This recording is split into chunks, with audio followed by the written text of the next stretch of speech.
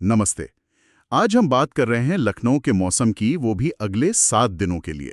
Monsoon का मौसम है। हाँ बिल्कुल, और हमारे पास एक काफी विस्तृत मौसम रिपोर्ट है इस पे। सही। तो आज हम इसी रिपोर्ट को थोड़ा गहराई से देखेंगे, समझने की कोशिश करेंगे कि ये हफ्ता लखनऊ के लिए कैसा रहने वाला है, मौसम का मिजाज क्या होगा और हमें क्या ध्यान रखना चाहिए।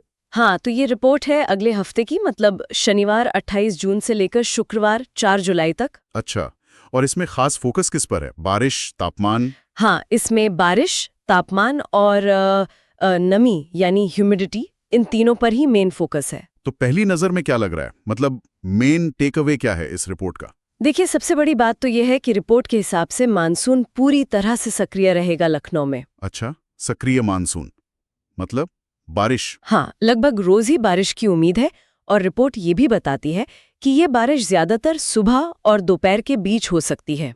और तापमान? तापमान का दायरा करीब 31 डिग्री से 36 डिग्री सेल्सियस के बीच रहने का अनुमान है। पर जो गौर करने वाली बात है वो है हवा में नमी, बहुत ज्यादा नमी।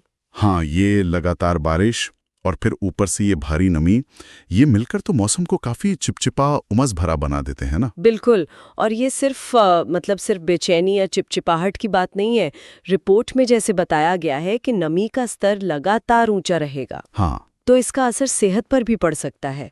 जैसे कुछ लोगों को सांस की दिक्कतें बढ़ जाती हैं, या फिर एलर्जी वगैरह, वो नमी वाले माहौल में ज्यादा पनपती हैं। अच्छा, ये महत्वपूर्ण है क्योंकि ये एक आध दिन की बात नहीं लग रही। नहीं नहीं, रिपोर्ट तो यही इशारा कर रही है कि ये पैटर्न लगभग पूरे हफ्ते बना रह सकता है। ये कंटिन्यूअस चीज है। तो क्या रिपोर्ट में किसी खास दिन के लिए कुछ अलग से बताया गया है? मतलब कोई दिन जब मौसम ज्यादा खराब हो या कुछ अलग हो? हाँ, थोड़ा फर्क तो है दिनों के हिसाब से। जैसे शनिवार को यानी 28 जून को दिन में बादल रहेंगे और सुबह या दोपहर में बारिश की संभावना है। तापमान भी उस दिन थोड़ा ज्यादा 36 डिग्री तक जा सकता है। ओके। लेकिन फिर अगर हम सोमवार 30 जून को देखें तो रिपोर्ट कह रही है कि सुबह के समय तेज बारिश हो सकती है। तेज बारिश? अच्छा। हाँ। और फिर दोपहर में हल्की फुहारें।